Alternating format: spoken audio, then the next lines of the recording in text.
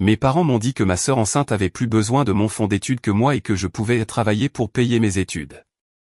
Alors je suis parti. Des années plus tard, ils sont venus me demander de l'aide après qu'elle ait dilapidé leur retraite. Alors, je suis Tristan, 23 ans, et j'ai une sœur nommée Chloé, 26 ans, qui a été l'enfant prodige depuis le jour où elle a appris à simuler les pleurs sur commande. Je parle de compétences en manipulation de niveau olympique dès l'âge de 5 ans. Elle pouvait déclencher les larmes plus vite que vous ne pouviez dire ce n'est pas juste. Et soudain, j'étais le méchant d'exister. En grandissant, le favoritisme était si évident qu'il aurait fait rougir un scénariste de sitcom. Chloé voulait des cours de danse. Maman l'a immédiatement inscrite au studio le plus cher de Paris, lui a acheté 3 justo-corps différents et a assisté à tous les récitals comme si elle regardait des premières ballerines à l'Opéra Garnier.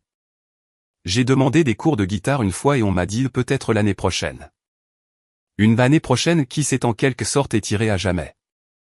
Quand Chloé avait 16 ans, elle a percuté la voiture de maman dans une boîte aux lettres parce qu'elle envoyait des SMS à son petit ami en conduisant. Vous savez ce que mes parents ont dit ? Ça arrive, ma chérie. C'est à ça que sert l'assurance.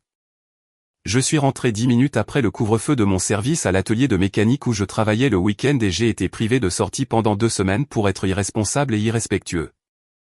Les doubles standards étaient absolument insensés. Chloé annulait les dîners de famille pour traîner avec des amis et c'était bien parce qu'elle était si populaire. Nous devions être fiers. Je sautais un dîner du dimanche parce que je devais remplacer quelqu'un au travail et soudain, j'abandonnais la famille et ne comprenais pas les priorités. Voici le truc, cependant. J'ai compris assez tôt que me plaindre du favoritisme me faisait juste paraître mesquin. Alors, j'ai gardé la tête basse, j'ai travaillé dur et je suis devenu l'enfant qui n'avait besoin de rien de personne. J'ai eu des notes parfaites sans aide. J'ai eu des emplois à temps partiel depuis l'âge de 15 ans. J'ai économisé chaque centime. J'ai appris que l'autonomie était la seule chose fiable dans la vie. Mes parents adorent parler de leurs 2 enfants complètement différents. Chloé était le papillon social qui éclairait chaque pièce. Traduction, elle faisait la fête constamment et réussissait à peine ses cours. J'étais le sérieux qui était si concentré sur l'école. Traduction, j'avais la tête sur les épaules et je me souciais réellement de mon avenir. Le plus drôle, c'est qu'il disait cela comme si ce n'était qu'une différence de personnalité, et non une conséquence directe de la façon dont il nous avait élevés. Chloé n'a jamais appris les conséquences parce qu'elle n'en a jamais subi. J'ai appris que les conséquences étaient inévitables, alors autant les anticiper. Au cours de ma dernière année de lycée, nos chemins étaient plutôt tracés. Chloé passait de justesse avec des saisonniers, séchant les cours pour traîner avec son petit ami paumé, Antoine. Oui, c'est son vrai nom. Et oui, il était exactement ce que vous imaginez. Je maintenais une moyenne de 3,9 tout en travaillant 20 heures par semaine chez Dubois Réparation Automobile. Le propriétaire de l'atelier, Monsieur Dubois, était un vétéran du Vietnam bourru d'une 60aine d'années qui dirigeait l'endroit comme une opération militaire. Il effrayait la plupart des lycéens qui essayaient de travailler là, mais j'adorais ça. Pas de conneries, pas d'excuses. Soit vous faisiez le travail correctement, soit vous le refaisiez jusqu'à ce que ce soit parfait. Tu es un des bons, me disait-il pendant que nous remplacions des plaquettes de frein ou faisions la permutation des pneus. La plupart des jeunes de ton âge ne peuvent pas arriver à l'heure, et encore moins travailler réellement. Venant de lui, c'était pratiquement un câlin. L'argent que je gagnais là allait directement dans mon fonds d'études. Enfin, pas directement. D'abord, il allait sur mon compte bancaire. Ensuite, je le transférais au plan d'épargne études 529 que mon grand-père avait mis en place pour moi à ma naissance. Voyez-vous, grand-père Jean était le seul de la famille à voir à travers les conneries de mes parents. C'était le père de ma mère, un ingénieur à la retraite qui croyait en la récompense de l'effort réel au lieu du potentiel. Quand je suis né, il a ouvert un fonds d'études à mon nom. Chaque anniversaire et Noël, au lieu de jouets, il y déposait de l'argent. Tes parents ont de bonnes intentions, m'a-t-il dit un jour quand j'avais environ 14 ans. Mais ils confondent t'aider et permettre. Tu en auras besoin le moment venu. Il avait raison. Au moment où j'ai obtenu mon diplôme du lycée, entre les contributions de grand-père et mes propres dépôts du travail, ce fonds contenait environ 42 000 €. Pas assez pour couvrir 4 ans dans une école privée chic, mais suffisant pour me permettre de fréquenter une université d'État sans m'endetter. J'avais été accepté à l'université d'État avec une bourse d'études partielle. Entre la bourse, mon fonds d'études et un travail à temps partiel, je pourrais obtenir mon diplôme sans dette si j'étais prudent. C'était le plan. Cela a toujours été le plan. Le plan de Chloé, en revanche, semblait impliquer de rater le collège communautaire après un semestre, puis d'enchaîner une série d'emplois de vente au détail qu'elle quittait dès qu'elle s'ennuyait. La dernière fois que j'avais eu de ses nouvelles, elle travaillait dans une boutique du centre commercial, principalement pour pouvoir utiliser sa réduction d'employés. Mais c'est là que les choses deviennent intéressantes. Environ 3 semaines avant que je ne doive partir pour l'université, Chloé arrive à un dîner de famille avec Antoine, l'air terriblement nerveux. Maman prépare un rôti de bœuf. Papa fait semblant de s'intéresser au match de football à la télé. Et moi, j'essaie juste de manger en paix avant mon service du soir. Chloé s'éclaircit la gorge comme si elle était sur le point d'annoncer qu'elle avait gagné au loto. Alors, nous avons des nouvelles. La table se tait. Même papa coupe le son de la télé. Nous sommes enceintes. Chloé glousse, attrapant la main d'Antoine comme s'il venait de se fiancer à la royauté au lieu de tomber enceinte à 26 et 27 ans, respectivement. Le visage de maman fait cette chose étrange où elle essaie d'avoir l'air heureuse et horrifiée en même temps. Papa regarde son rôti de bœuf comme s'il pouvait avoir des réponses. Je continue de manger parce qu'honnêtement, je l'avais vu venir de loin. C'est merveilleux, ma chérie, maman parvient finalement à retrouver sa voix, avec ce ton aigu qu'elle prend quand elle essaie de se convaincre de quelque chose. C'est une telle bénédiction, n'est-ce pas, chérie? Elle donne un coup de pied à papa sous la table. Ouais, bénédiction. Super. Papa est toujours en train de digérer. On peut presque voir la calculatrice tourner derrière ses yeux, comptant combien cela va lui coûter. Antoine, à son crédit, a l'air convenablement terrifié. Nous sommes vraiment excités, dit-il, la voix légèrement tremblante. Ça va être génial. Je suis assis là, pensant à la façon dont Antoine travaille dans un kiosque de téléphonie mobile dans le centre commercial et Chloé ne peut pas garder un emploi pendant plus de 4 mois. Ces deux-là peuvent à peine prendre soin d'eux-mêmes, et encore moins d'un être humain. Mais faire remarquer cela ferait de moi le méchant. Alors, je garde la bouche fermée et me concentre sur mes haricots verts. Le dîner dégénère en logistique de tout cela. Où vont-ils vivre? L'appartement de Chloé est un studio qui peut à peine contenir une personne. Comment vont-ils payer les affaires de bébé? Ont-ils pensé à l'assurance maladie? Qu'en est-il de la garde d'enfants quand le bébé arrivera? Chaque question reçoit la même réponse vague. Nous nous débrouillerons. La phrase universelle des gens qui n'ont jamais rien résolu de leur vie. Je finis le dîner, m'excuse et pars travailler. Pendant que je fais la permutation des pneus et les vidanges, je réfléchis à la façon dont cela va se dérouler. J'ai déjà vu ce film. Chloé se retrouve dans une situation délicate. Mes parents se précipitent pour la sauver, et d'une manière ou d'une autre, on s'attend à ce que je sois compréhensif et solidaire pendant qu'ils épuisent leurs ressources pour la maintenir à flot. Ce à quoi je ne m'attendais pas, c'est qu'ils viennent chercher mon fonds d'études. 2 jours plus tard, mes parents organisent une réunion de famille. Chez moi, les réunions de famille n'étaient jamais pour quelque chose de bon. Elles concernaient toujours quelqu'un qui avait besoin de quelque chose de quelqu'un d'autre. Généralement, moi qui devais être plus compréhensif à propos du dernier drame de Chloé. Je rentre de mon service chez Dubois pour les trouver assis dans le salon avec ces visages sérieux que les gens arborent quand ils sont sur le point de demander un rein. Tristan, assieds-toi, dit papa, me désignant le fauteuil en face d'eux. Nous devons parler de la situation de Chloé. Je m'assois, sachant déjà où cela va mener, mais espérant me tromper. Maman intervient avec son discours répété. Ta sœur traverse une période très difficile en ce moment. Elle va être mère, et c'est une énorme responsabilité. Elle a besoin de soutien, pas de jugement. Cool. Quand vais-je avoir du soutien pour m'être cassé le dos pendant les 5 dernières années? Papa reprend. Le fait est qu'un bébé coûte cher. Il y a les frais d'hospitalisation, les meubles de la chambre d'enfant, les couches, le lait maternisé, les vêtements, les visites chez le pédiatre. Ça s'accumule vite. D'accord, dis-je lentement, attendant toujours que l'autre chaussure tombe. Maman tend la main et me tapote la main comme si j'étais sur le point de recevoir une nouvelle dévastatrice. Nous avons réfléchi, et nous pensons que la meilleure solution est que Chloé utilise ton fonds d'études pour l'aider à s'installer avec le bébé. Je les regarde fixement. Sûrement j'ai mal entendu. Sûrement mes parents ne viennent pas de suggérer de voler mon fonds d'études pour payer les conséquences de ma sœur. Excusez-moi. Maintenant, avant que tu ne te fâches, papa commence à faire ce geste de main calme comme s'il négociait avec un preneur d'otages. Écoute-nous. Chloé a besoin de cet argent maintenant. Toi, par contre, tu es intelligent. Tu es capable. Tu peux travailler pour payer tes études comme beaucoup d'étudiants le font. Ça forge le caractère. Forge le caractère. Ils veulent voler mon fonds d'études et ils présentent ça comme me rendre service. C'est mon argent, dis-je, ma voix étonnamment stable compte tenu de la rage qui montait dans ma poitrine. Grand-père Jean l'a mise en place pour moi. J'y contribue depuis l'âge de 15 ans. C'est pour mon éducation.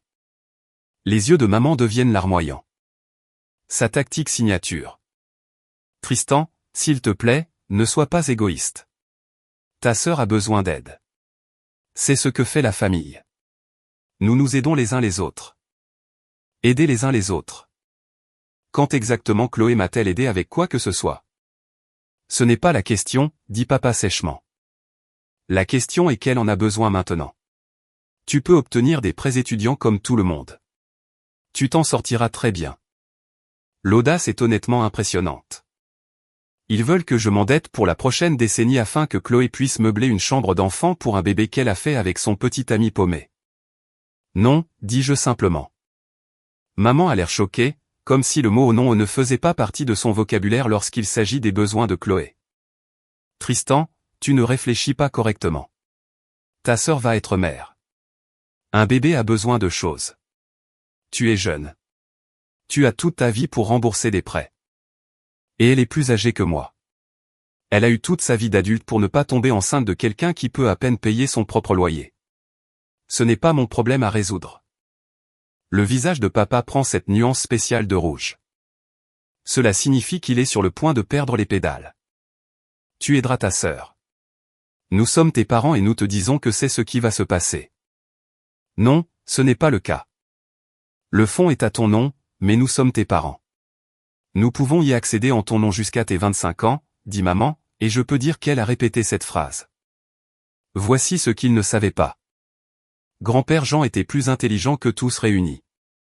Quand il a mis en place ce plan 529, il s'est assuré qu'une fois que j'aurais 18 ans, seul moi pouvais y accéder ou y apporter des modifications. Le compte était à mon nom, sous mon contrôle. Point final. En fait, vous ne pouvez pas, leur dis-je en me levant. Le compte m'a été transféré entièrement à mes 18 ans. Vous n'y avez aucun accès. Leur visage n'avait pas de prix. La bouche de maman est littéralement tombée. La confusion de papa s'est rapidement transformée en colère. Ce vieil homme sournois. Papa commence, puis se reprend. Ton grand-père n'avait pas le droit de faire ça sans en discuter avec nous. Il avait tous les droits. Ce n'est pas votre argent. Ça ne l'a jamais été. C'est le mien. Tristan, s'il te plaît. Maman pleure maintenant. De vraies larmes cette fois. Ta sœur a vraiment besoin de ça. Ne peux-tu pas trouver dans ton cœur d'aider ta famille? Je les regarde tous les deux. Ces gens qui ont passé toute mon enfance à me montrer exactement où je me situais dans leurs priorités, me demandant maintenant de sacrifier mon avenir pour la sœur qui n'a jamais eu à sacrifier quoi que ce soit. La famille s'entraide, n'est-ce pas? Je dis. Alors, quand j'ai demandé de l'aide pour des cours de guitare, où était cet esprit familial? Quand j'avais besoin d'un transport pour l'exposition scientifique du district, où étiez-vous? Oh, juste au récital de danse de Chloé. Quand j'ai eu des mentions chaque semestre et que vous l'avez à peine remarqué, était-ce la famille qui s'aidait? C'est de l'histoire ancienne. Papa s'écrie.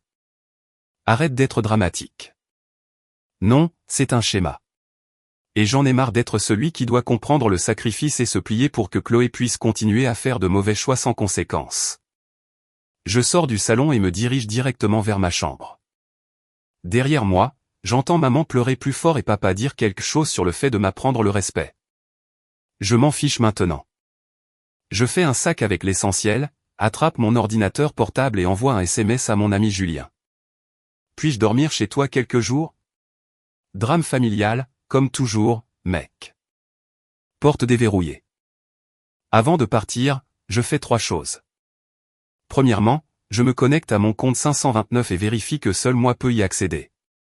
Deuxièmement, je transfère chaque centime de ce compte vers un autre compte d'épargne dans une autre banque, une que mes parents ne connaissent certainement pas. Tous les 42 127,18 €. Troisièmement, j'écris une note et la laisse sur le comptoir de la cuisine.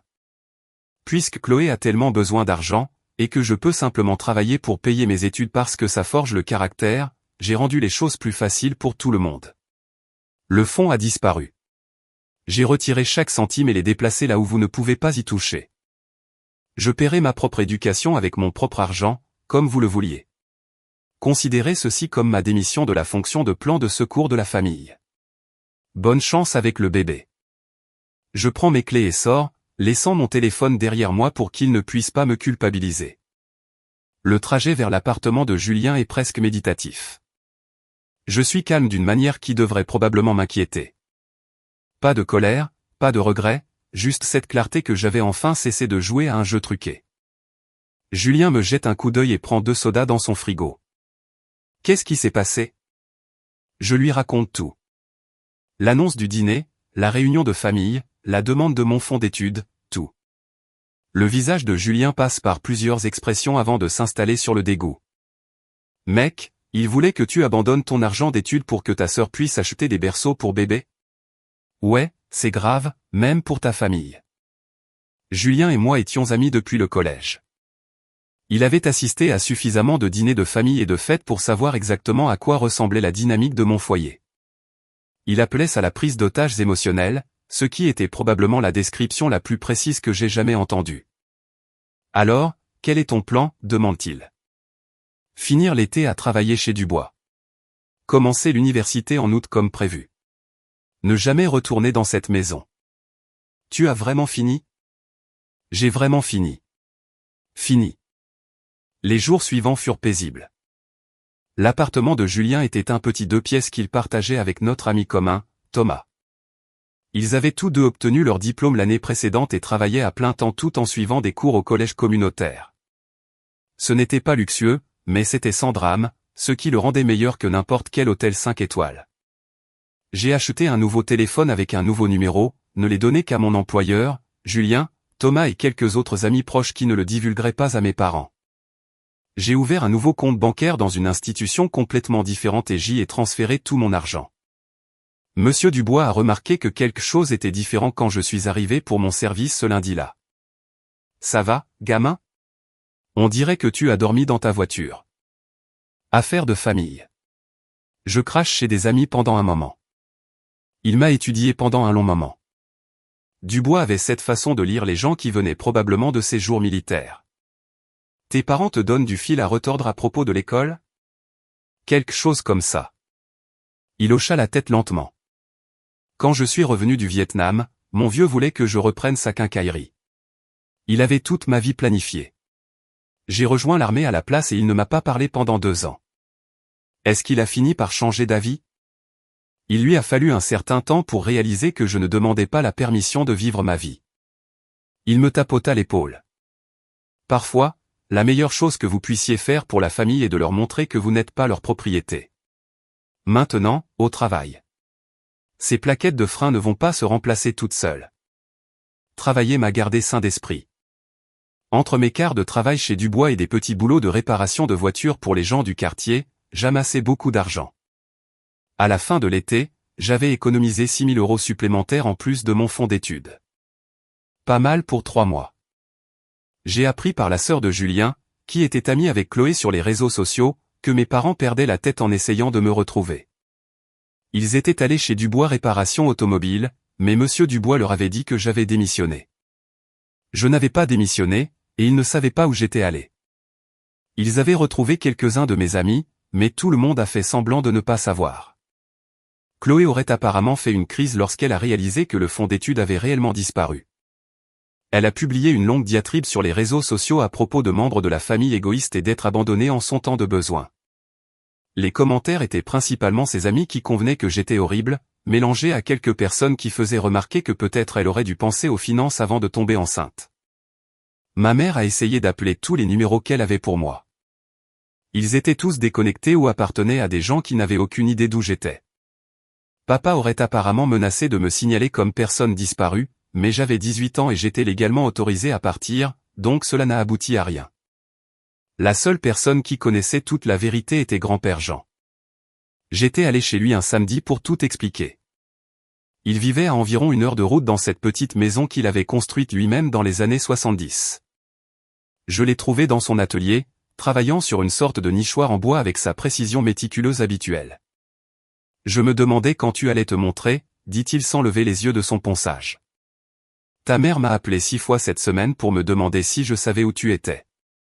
Qu'est-ce que tu lui as dit? Que tu étais un adulte prenant des décisions d'adulte et que je n'étais pas ton gardien. Il me regarda enfin. Ils ont essayé de prendre le fonds d'études, n'est-ce pas? Comment le sais-tu? Parce que je connais ma fille. Femme intelligente à bien des égards, mais elle a un angle mort de la taille de Paris quand il s'agit de Chloé. Toujours. Il posa son papier de verre. Tu as déplacé l'argent. Chaque centime, nouvelle banque, nouveau compte, complètement séparés. Il sourit. Et c'était la première approbation sincère que j'avais ressentie de la part de quelqu'un de ma famille depuis des mois. Bien. J'ai mis en place ce fonds pour toi parce que je savais que tu l'utiliserais réellement à bon escient. La situation de Chloé n'est pas ton urgence. Maman a dit que la famille est de la famille. La famille est de la famille, mais aider signifie soutenir quelqu'un à travers un défi, pas lui permettre d'éviter les conséquences. Il désigna son atelier. J'ai appris à ta mère et à son frère à utiliser des outils, à réparer des choses, à être autonome. Ton oncle Daniel a utilisé ses compétences pour construire une carrière de charpentier. Ta mère les a utilisées pour. Eh bien, elle sait au moins accrocher des tableaux. Le fait est que je leur ai donné les mêmes outils. Ce qu'ils en ont fait était leur choix. Nous avons parlé pendant des heures ce jour-là. Il m'a raconté des histoires sur ses propres parents, sur l'apprentissage de dures leçons sur la différence entre aider et nuire. Quand je suis parti, il m'a remis une enveloppe. N'ouvre pas ça avant d'être installé dans ton dortoir, dit-il. À l'intérieur se trouvait un chèque de 5 000 € et une note, pour les manuels, les meubles ou tout ce dont tu as besoin. Fier de toi d'avoir tenu bon. Amicalement, papy. J'ai pleuré dans ma voiture pendant 10 minutes avant de retourner chez Julien. Août est arrivé plus vite que prévu. Le jour de l'emménagement à l'université d'État fut le chaos de la meilleure façon possible. Des étudiants de première année partout. Des parents aidant à porter des mini-frigos et des lampes de bureau. Ce mélange d'excitation et de terreur qui accompagne le début de quelque chose de complètement nouveau. Je me suis installé dans mon dortoir seul. Pas de famille, pas de parents prenant des photos, personne ne pleurant le départ de leur bébé de la maison. Juste moi, mes affaires et mon avenir. Et honnêtement, c'était parfait. Mon colocataire était un gamin nommé Alexis de Bordeaux qui s'était retrouvé dans une université du Midwest. Un type cool, pré-médecine, obsédé par la randonnée et l'escalade. Nous nous sommes tout de suite entendus. Pas de parents pour t'aider à emménager, demanda-t-il pendant que je montais ma dernière boîte. Non, ils n'ont pas pu venir. Plus facile que d'expliquer la vérité. L'université était tout ce que j'avais espéré. J'ai déclaré une majeure en ingénierie automobile. J'ai pensé que j'allais aussi bien transformer mes années chez Dubois en une véritable carrière. Les cours étaient stimulants mais gérables. Je me suis fait des amis facilement. J'ai rejoint un club axé sur la restauration de voitures classiques. J'ai commencé à fréquenter une fille nommée Alice de ma classe d'ingénierie qui trouvait attirant le fait que je pouvais reconstruire une transmission. J'ai trouvé un emploi à temps partiel dans un atelier de réparation automobile local près du campus. Le propriétaire, Franck, était un mécanicien de la vieille école qui appréciait que je sache réellement ce que je faisais. Entre cela et être intelligent avec l'argent de mon fonds d'études, je me débrouillais bien financièrement. Pas de dette, pas de stress, pas de drame familial. Le premier semestre s'est envolé. J'appelais grand-père Jean tous les dimanches, lui envoyais des photos des projets sur lesquels je travaillais dans mes cours d'ingénierie. Il me renvoyait des commentaires et des encouragements, se terminant généralement par « continue de me rendre fier, gamin ». Thanksgiving est arrivé et reparti. Je l'ai passé avec la famille d'Alexis, qui était venue lui rendre visite. Ils étaient normaux d'une manière qui me semblait presque étrangère.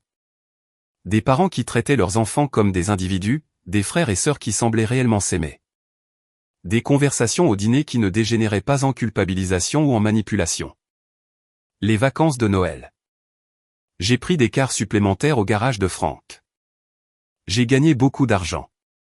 J'en ai économisé la majeure partie. Je me suis acheté un ordinateur portable décent pour remplacer mon vieux qui rendait l'âme.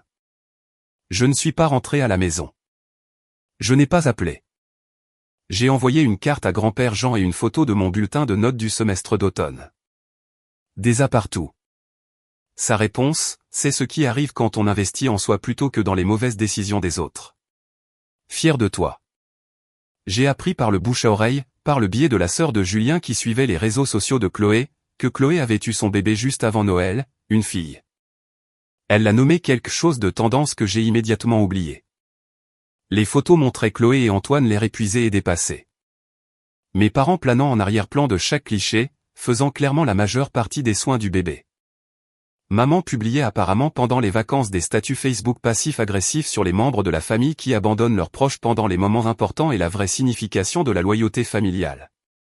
Plusieurs proches ont commenté en demandant où j'étais et maman répondait par des réponses vagues sur le fait que j'étais occupé par l'école et que je traversais une phase. Une phase comme le fait de me défendre était l'équivalent d'une rébellion adolescente dont je me sortirais une fois que j'aurais retrouvé mes esprits. Julien m'a envoyé des captures d'écran. Parfois, nous rions de cette illusion.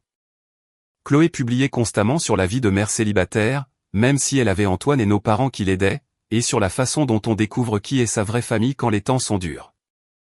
L'ironie de ses plaintes sur le manque d'aide après avoir essayé de voler mon fonds d'études était apparemment perdue pour tout le monde sauf moi. Le semestre de printemps fut encore meilleur que l'automne. Mon GPA est resté fort. J'ai été promu mécanicien en chef le week-end chez Franck. Et Alice et moi devenions sérieux.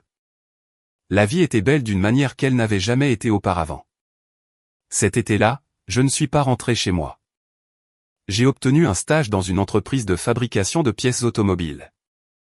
Le salaire était décent. L'expérience était précieuse, et cela signifiait rester loin de ma famille et de leurs drames. Ce schéma a continué en deuxième, troisième, quatrième année. Je ne suis pas rentré chez moi 0 fois. J'ai passé les vacances avec des amis, avec la famille d'Alice, ou parfois juste seul dans mon appartement. J'avais déménagé du campus après la première année avec 3 autres étudiants en ingénierie. J'ai fait des stages chaque été, j'ai obtenu mon diplôme avec mention et un GPA de 3,87, des offres d'emploi de 3 entreprises automobiles différentes. En ces 4 années, mes parents ont essayé de me contacter peut-être 15 fois. Toujours le même thème. Quand vas-tu arrêter cette rancune ridicule? Chloé a vraiment besoin de son frère en ce moment. Il est temps de laisser le passé derrière nous et de redevenir une famille. Jamais d'excuses, jamais de reconnaissance de ce qu'ils avaient essayé de faire, juste des exigences que je passe l'éponge et que je revienne pour que les choses puissent revenir à la normale. Grand-père Jean est venu à ma remise de diplôme, s'est assis dans le public avec les parents d'Alice, a applaudi quand j'ai traversé cette scène, m'a emmené dîner pour célébrer. Il avait 82 ans et a conduit 4 heures juste pour me voir obtenir mon diplôme.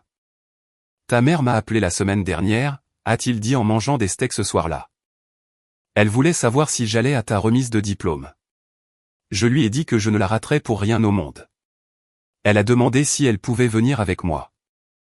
Qu'est-ce que tu as dit? Je lui ai demandé si elle avait même pris la peine de savoir quand ou où avait lieu la remise de diplôme. Elle ne l'avait pas fait. Il coupa son steak. Tristan, je ne vais pas te dire comment gérer tes parents. C'est ton affaire. Mais je dirais ceci, d'après mon expérience, les gens qui refusent de reconnaître leurs erreurs referont les mêmes. J'y ai beaucoup réfléchi au cours des mois suivants. J'ai commencé mon premier vrai travail en tant qu'ingénieur automobile dans une entreprise spécialisée dans les composants de véhicules électriques. Bon salaire, excellents avantages sociaux. J'étais réellement excité d'aller travailler tous les matins. J'ai emménagé dans mon propre appartement, un vrai appartement d'adulte avec des meubles que j'ai choisis et des murs que je pouvais peindre de n'importe quelle couleur. Alice et moi nous sommes fiancés.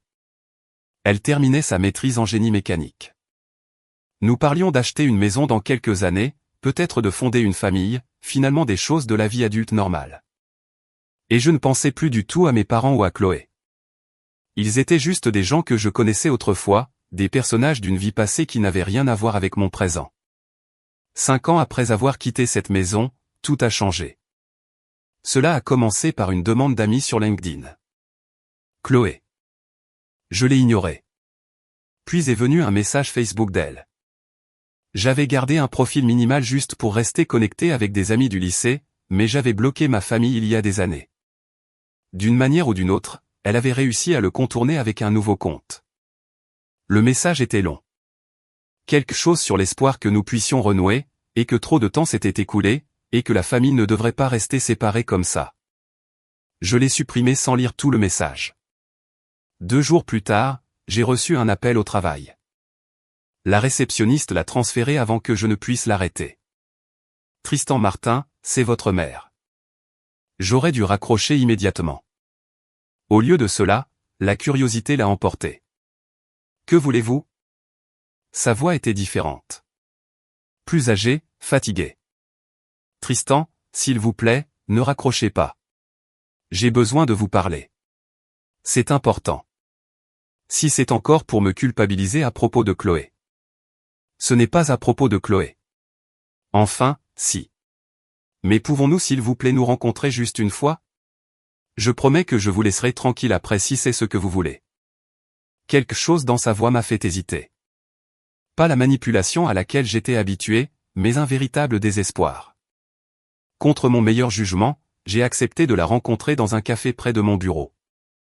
Territoire neutre, lieu public, voie d'évacuation facile si nécessaire. Elle avait plus vieilli que 5 ans ne le laissait supposer.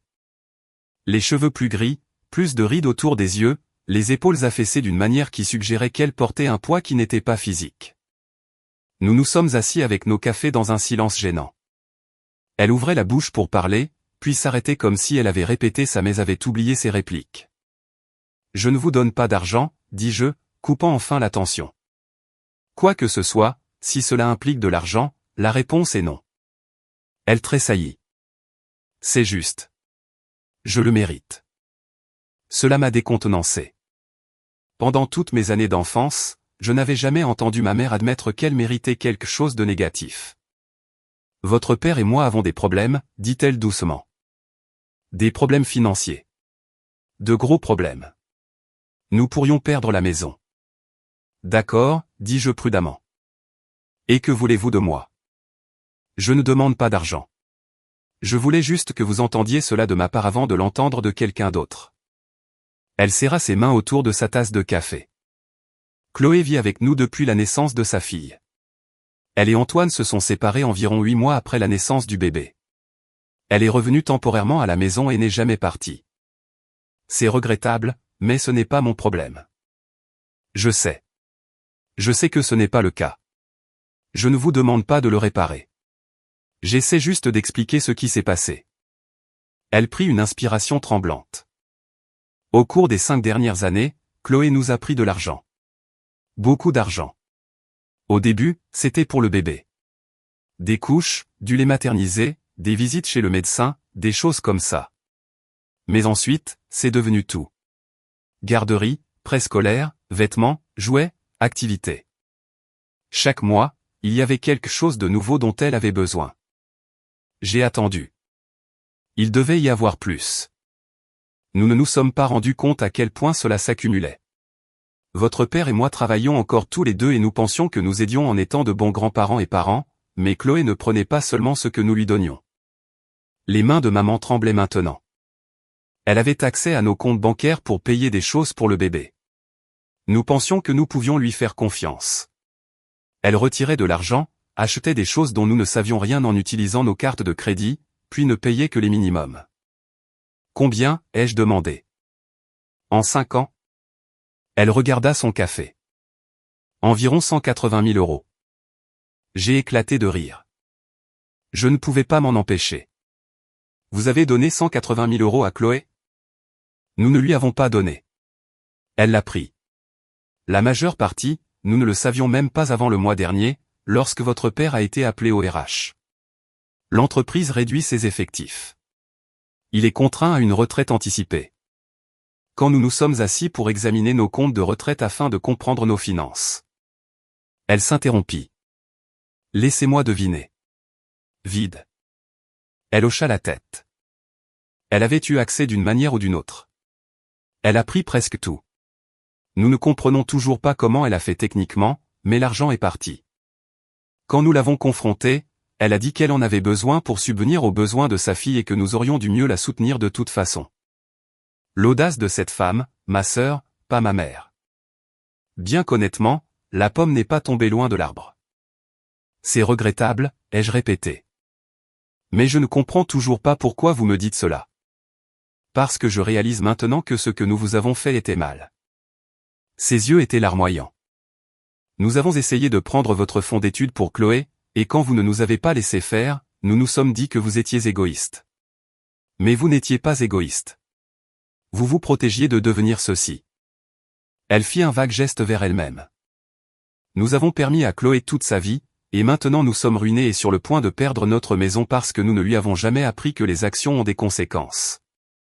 J'ai attendu la demande, le plaidoyer pour l'aide, le sentiment de culpabilité de les laisser devenir sans abri. Cela n'est pas venu. Je ne vous demande pas de nous aider, dit-elle doucement. Je vous demande d'apprendre de nos erreurs. Ne laissez personne, pas même la famille, profiter de votre travail acharné et de votre succès. Vous avez eu raison de partir. Vous avez eu raison de tout. Elle se leva, laissa un billet de 10 € sur la table pour les cafés et sortit. Je suis resté assis là pendant encore 20 minutes, digérant ce qui venait de se passer. Des excuses, un véritable aveu de culpabilité. Après 5 ans de silence radio et de tentatives occasionnelles de manipulation, ma mère avait en fait reconnu qu'elle avait tort. C'était étrange. Pas exactement satisfaisant, mais quelque chose. Je suis retourné au travail, j'ai raconté ça à Alice ce soir-là au dîner. Alors, qu'est-ce que tu vas faire, demanda-t-elle. Rien. Ce n'est pas mon problème. Une semaine plus tard, papa a appelé ma ligne professionnelle. La réceptionniste l'a transférée avant que je ne puisse l'arrêter. Tristan, c'est papa. Que voulez-vous? Votre mère vous a parlé de notre situation. Nous avons besoin d'aide. Je sais que vous avez dit pas d'argent, mais nous sommes sur le point de tout perdre. La banque va saisir dans 30 jours. C'est regrettable. Tristan, s'il vous plaît. Nous sommes vos parents. Nous avons fait des erreurs, mais vous m'avez dit que travailler pour payer mes études forgerait mon caractère. Je le coupe. Vous aviez raison. Ça a tellement forgé mon caractère que j'ai appris à me tenir sur mes 2 pieds. Alors, voici mon conseil. Peut-être que la saisie vous forgera aussi le caractère. Et, peut-être que Chloé peut trouver un emploi et aider. Ça forge le caractère, n'est-ce pas? J'ai raccroché avant qu'il ne puisse répondre. 2 jours plus tard, Chloé a appelé d'un numéro masqué. J'ai commis l'erreur de répondre. Vous allez vraiment laisser maman et papa perdre leur maison, hurla-t-elle immédiatement. Pas de bonjour, pas d'introduction. C'est de ta faute. Si tu avais juste aidé il y a des années au lieu d'être égoïste. Laisse-moi bien comprendre. Tu leur as volé 180 000 €, mais c'est moi l'égoïste? Je n'ai rien volé. Je suis leur fille. Ils voulaient m'aider. Belle histoire. Bonne chance avec ça. J'ai bloqué le numéro. 3 semaines plus tard, j'ai reçu un appel d'un avocat nommé David Dubois. Il s'est avéré que mes parents avaient déposé le bilan et que les tribunaux enquêtaient sur les retraits de Chloé de leur compte de retraite. Apparemment, elle avait falsifié des signatures pour y avoir accès. Nous montons un dossier de fraude, a expliqué Dubois. Vos parents ne voulaient pas porter plainte au début, mais ils n'ont pas beaucoup le choix maintenant. Le syndic de faillite insiste. Qu'est-ce que cela a à voir avec moi? Vous êtes désigné comme bénéficiaire de certaines de leurs polices. De plus, nous avons trouvé des preuves qu'ils ont tenté d'accéder à votre fonds d'études il y a 5 ans. Cela pourrait être pertinent pour établir un schéma de décision financière. Je lui ai fait une déclaration sur l'incident du fonds d'études. Je lui ai envoyé des copies des transferts de compte que j'avais effectués lorsque j'avais déplacé l'argent. Je ne me sentais pas bien de faire partie de l'affaire, mais je n'allais pas mentir pour aucun d'entre eux non plus. Toute l'affaire est passée au tribunal environ 4 mois plus tard. Je n'y ai pas assisté, mais la sœur de Julien m'a tenu au courant via son suivi des réseaux sociaux. Apparemment, Chloé est arrivée en costume, l'air d'aller à un entretien d'embauche, essayant de jouer le rôle de la mère célibataire en difficulté. Ça n'a pas marché. Le juge a statué qu'elle avait commis une fraude financière. Il l'a condamnée à 18 mois de probation et à une restitution de 180 000 €. Bonne chance avec ça. Et il lui a interdit d'avoir accès aux comptes financiers d'autrui sans une ordonnance du tribunal. Mes parents ont quand même perdu leur maison. Trop de dettes, trop peu d'argent de retraite restant. C'est là que les choses sont devenues vraiment intéressantes. Mes parents ont déménagé dans un appartement de 2 pièces dans un quartier moins cher de la ville. Papa a trouvé un emploi à temps partiel dans une quincaillerie. Maman a commencé à travailler dans un grand magasin. Ils avaient tous les deux la soixantaine, occupant des emplois qu'ils pensaient probablement ne plus jamais avoir à faire. Chloé a dû trouver un vrai travail. 2 emplois, en fait. Un quart de matin dans un café, un quart de soir dans une épicerie. Sa fille était maintenant à l'école publique, et Chloé apprenait ce que c'était de travailler pour chaque euro. J'ai appris tout cela par le bouche à oreille. Je ne les ai pas contactés, je n'ai pas proposé d'aide, j'ai juste observé de loin alors qu'ils faisaient face aux conséquences. Environ 6 mois après l'affaire judiciaire, je suis rentré du travail et j'ai trouvé un colis sur le pas de ma porte. Pas d'adresse de retour. À l'intérieur se trouvait une brochure pour bâtir une indépendance financière, un cours de développement personnel pour adultes, un programme de collège communautaire. Il y avait une note de maman. Nous suivons ce cours et apprenons ce que nous aurions dû apprendre il y a des décennies. Vous aviez raison sur tout. Nous sommes désolés. La ligne sur le développement personnel m'a fait rire. Je l'ai montré à Alice. Mes parents suivent des cours de finances personnelles. C'est en fait un peu triste. Oui, mais aussi un peu nécessaire. J'ai jeté la brochure. Je garde la note, par contre. Je l'ai mise dans un tiroir. La vie a continué. Alice et moi nous sommes mariés à la mairie avec nos amis présents. Nous avons acheté une maison 1 an plus tard. 3 chambres. Le garage que j'ai transformé en atelier. J'ai été promu ingénieur principal sur un grand projet de véhicule électrique. J'ai commencé à gagner beaucoup d'argent. Grand-père Jean venait me rendre visite tous les quelques mois. Il traversait mon atelier, regardait le projet sur lequel je travaillais, racontait des histoires de ses propres jours d'ingénieur. Il avait 87 ans et était toujours aussi lucide. Quand il est décédé 2 ans plus tard, il m'a laissé sa maison et 50 000 € d'économie. Le testament stipulait spécifiquement à Tristan, qui a fait quelque chose de lui-même sans avoir besoin de la permission ou de l'argent de personne. Fier de toi, mon garçon. Les funérailles furent la première fois que je voyais mes parents en près de 6 ans. Ils avaient l'air plus vieux, fatigués, plus petits d'une certaine manière. Papa portait un costume qui avait l'air d'avoir été acheté dans un magasin d'occasion. Les cheveux de maman étaient complètement gris maintenant. Ils ne m'ont pas approché, ont juste hoché la tête de l'autre côté de la pièce pendant la cérémonie. Chloé n'était pas là. Elle n'avait pas pu prendre de congé, apparemment. Après l'enterrement, maman m'a rattrapé sur le parking. Tristan, pouvons-nous parler? J'ai regardé ma montre. 2 minutes. Nous allons mieux. Nous travaillons tous les deux, payons les factures. Votre père suit des cours de finance. Je gère maintenant le magasin. Chloé travaille 2 emplois. Elle a déposé le bilan l'année dernière. Elle est dans un logement social. Bien pour vous deux. Nous ne demandons rien. Nous voulions juste que vous sachiez que nous comprenons enfin. Les actions ont des conséquences. Oui, vous comprenez. Elle hocha la tête lentement, me tendit une enveloppe et retourna vers la vieille Honda Civic de papa. Je l'ouvris dans ma voiture. À l'intérieur se trouvait un chèque de 1 000 € et une note, de la vente des outils de votre grand-père. Il aurait voulu que vous ayez ça. Maman et papa. J'ai déposé le chèque sur un nouveau fonds d'études que j'avais ouvert. Je me suis dit qu'un jour, peut-être que j'aurais des enfants et qu'ils pourraient réellement utiliser leur argent d'études. 3 ans plus tard, Alice et moi avons eu notre premier enfant, un garçon. Nous l'avons nommé Jean en l'honneur de grand-père Jean. J'ai envoyé un faire-part de naissance à mes parents. J'ai reçu une carte de félicitations et un bon d'épargne de 25 €. Chloé a envoyé un SMS, j'ai appris que tu avais eu un bébé. Félicitations. Je vais mieux maintenant. Un seul emploi, assistante gérante. Désolé pour tout. Je l'ai lu. J'ai enregistré le numéro sous Chloé bloqué.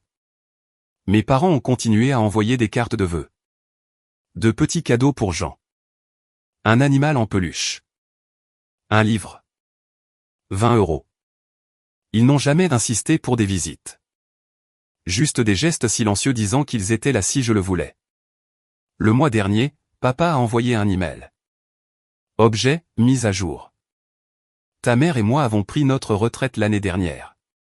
Petite pension, sécurité sociale, appartement d'une chambre. Nous allons bien. Chloé est gérante de magasin maintenant. Meilleur appartement. Sa fille est au collège. Bonne note. Nous avons appris à vivre modestement et à ne pas permettre de mauvais choix. Il nous a fallu plus de 60 ans pour apprendre ce que tu savais à 18 ans. Je l'ai montré à Alice. Tu penses que tu vas jamais répondre? Peut-être, ai-je dit. Quand j'en aurai envie. Ou peut-être pas. Jean a 3 ans maintenant. Un enfant heureux. Il adore m'aider à l'atelier. Alice est enceinte de notre deuxième. Ma carrière se passe très bien. La vie est belle. Hier, j'ai reçu un colis par la poste. À l'intérieur se trouvait une voiture jouée en bois, sculptée à la main et poncée. Il y avait une note de l'écriture de papa. Fais cela dans un cours de menuiserie au centre communautaire. J'ai pensé que Jean pourrait l'aimer. Pas de pression pour répondre. Je voulais juste qu'il ait quelque chose que son grand-père a fait. La voiture était en fait bien faite. Bois massif, roulis qui tournait réellement. Attention aux détails.